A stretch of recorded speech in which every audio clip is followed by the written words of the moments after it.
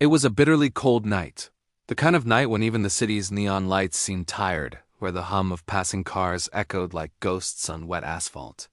Rain drizzled endlessly, each drop slicing through the silence of Seattle's forgotten streets. Beneath the flickering sign of an old diner that had long since closed, a 17-year-old boy sat curled against a cracked brick wall. His name was Ethan Parker, just a boy in years, but the world had already aged him. His jacket was thin, his shoes torn, and the tattered blanket wrapped around him barely fought the chill. He hadn't eaten in almost 2 days. But more than food, Ethan longed for warmth, not from the cold, but from the ache of being unseen, unloved, and unwanted.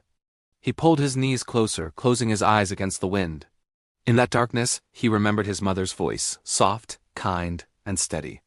If you can help someone even when you have nothing, you'll always be richer than those who have everything but no heart. Those words were all he had left. As Ethan drifted between exhaustion and sleep, a sound cut through the rain, a low growl of an engine, then the roar of a motorcycle. The noise echoed beneath the freeway overpass until a headlight cut through the mist. A large black Harley rumbled to a stop, sputtered, and finally went silent. The rider swung his leg off the bike. He was a rough man, broad shoulders, inked arms, and a leather vest patched with the insignia of a biker club. He cursed under his breath, clutching his leg as he leaned against the metal frame. Ethan hesitated. Strangers meant danger. He'd learned that the hard way. But as he watched the man struggle, something stirred inside him. Maybe it was his mother's voice, whispering through memory. Maybe it was the faint hope that kindness still mattered. Gathering what courage he had left, Ethan stepped out from the shadows. His voice trembled. "Do you need help, sir?" The biker turned, startled.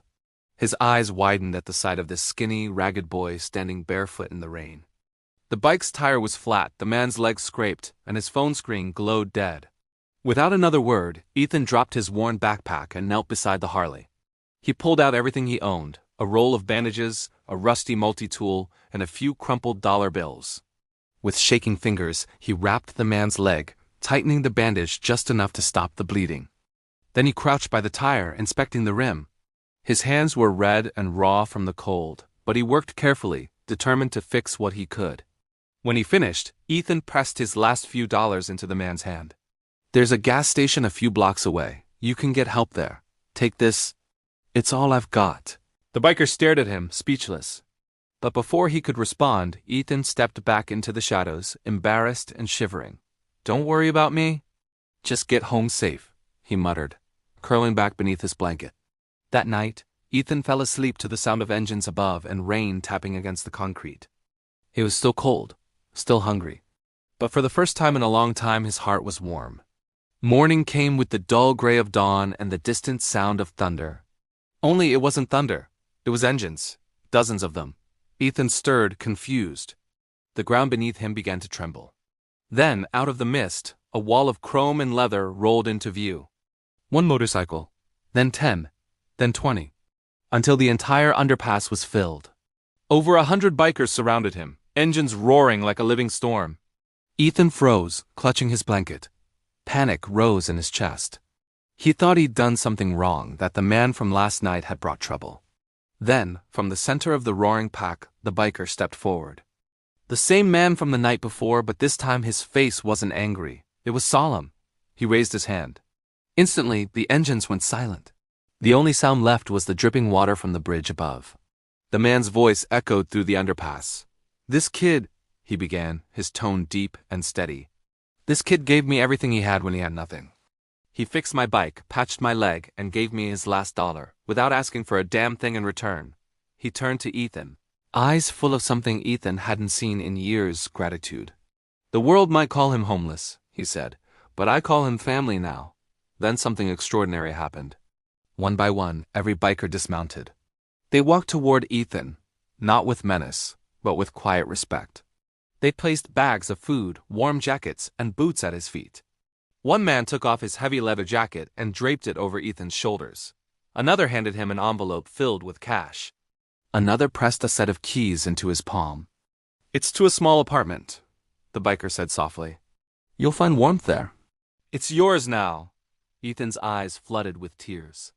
His knees gave way and he fell to the cold concrete, shaking from more than the cold. For years, the world had treated him like a ghost. But now, surrounded by the most feared men in America, he felt something he hadn't in years. He felt seen. It wasn't about the gifts. It was about what they represented: dignity, compassion, and a second chance. Onlookers from the street above stopped and stared. Some wept. Some recorded on their phones. But no one could deny what they witnessed: kindness returning full circle. That day, Ethan Parker learned that the smallest act of compassion can ripple outward and change the entire world.